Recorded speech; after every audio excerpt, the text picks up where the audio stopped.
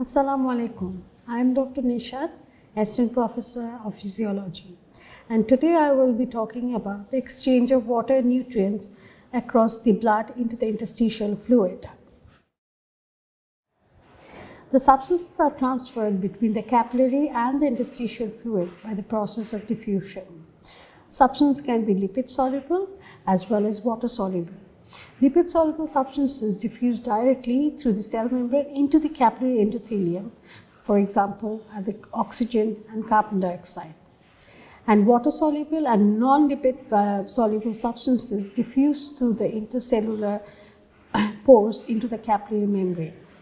Example are the water molecules, sodium ions, and chloride.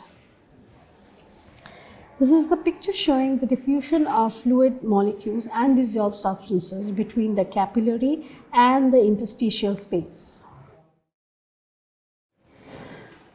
Substances which undergoes filtration across the capillaries are mainly determined by three factors, that is the hydrostatic pressure, colloidal osmotic pressure, capillary filtration coefficient.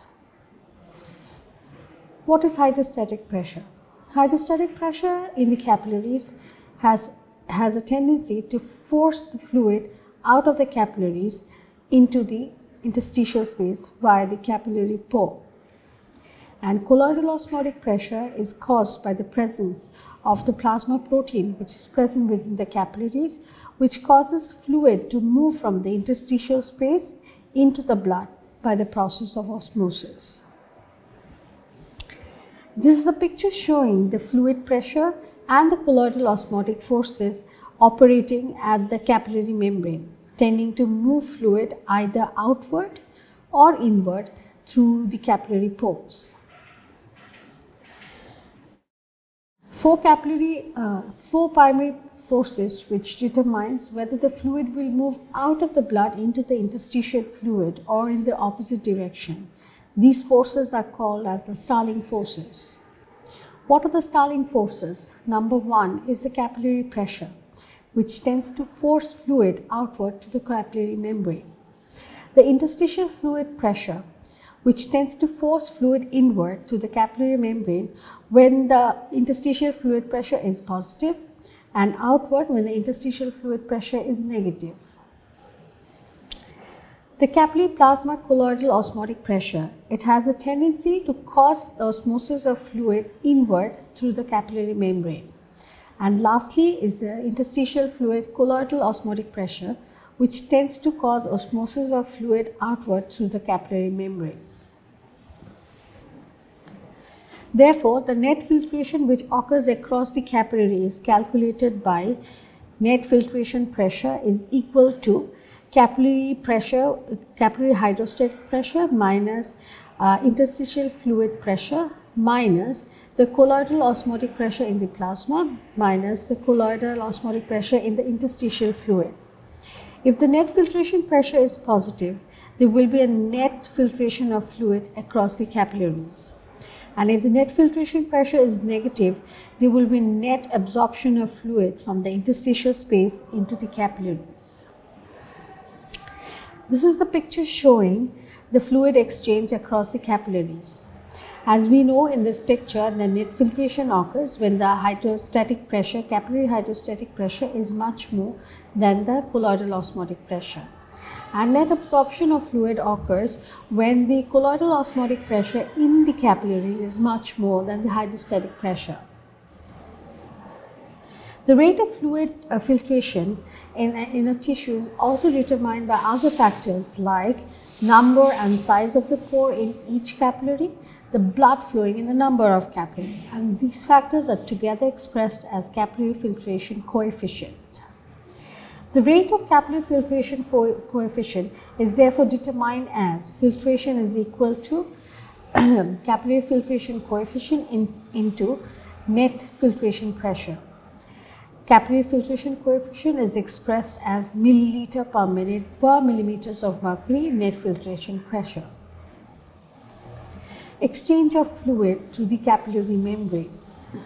The average capillary pressure at the capillary end, at the arterial end, is about 15 to 25 millimeters of mercury, which is much more than the venous end, pressure at the venous end, which is about 10 millimeters of mercury.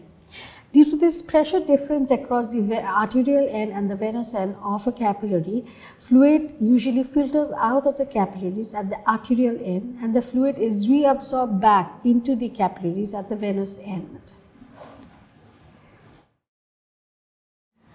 Now let's have a look at the filtration at the arterial end. The forces which causes filtration at the arterial end of the capillary is: number one, the capillary pressure at the arterial end, which is about 30 millimeters of mercury. Negative interstitial free fluid pressure, which is about 3 millimeters of mercury. And interstitial fluid colloidal osmotic pressure, which is about 8 millimeters of mercury. Therefore, the total outward pressure force is about 41 millimeters of mercury. Now, we will be looking at the forces which will tend to move fluid inward into the capillary.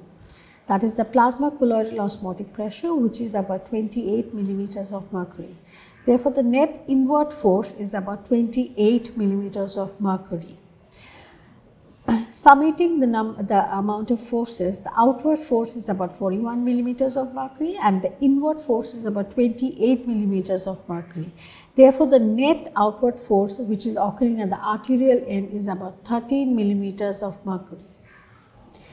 Therefore, the summation of forces at the arterial end of the capillary shows a net filtration pressure of 13 millimeters of mercury is required for the fluid to move outward through the capillary pores. Now we'll be looking at the forces which causes absorption at the venous end of the capillaries. The forces which tends to move fluid inward is the plasma colloidal osmotic pressure, which is about 28 millimeters of mercury. This is the only pressure which causes the fluid to move inward. So, the inward force will be 28 millimeters of mercury. And what are the forces which tends to move fluid outward? One is the venous end capillary pressure, which is about 10 millimeters of mercury. Negative interstitial fluid pressure, which is about 3 millimeters of mercury. And interstitial fluid colloidal osmotic pressure, which is about 8 millimeters of mercury. So, the total outward force is about 21 millimeters of mercury. Now, summating the forces across the venous end, the total inward force is about 28 millimeters of mercury and the total outward force is about 21 millimeters of mercury. Therefore, the net inward force is about 7 millimeters of mercury. So, the difference of 7 millimeters of mercury is needed for the net reabsorption of pressure at the venous end of the capillaries. That's all for today. Thank you very much.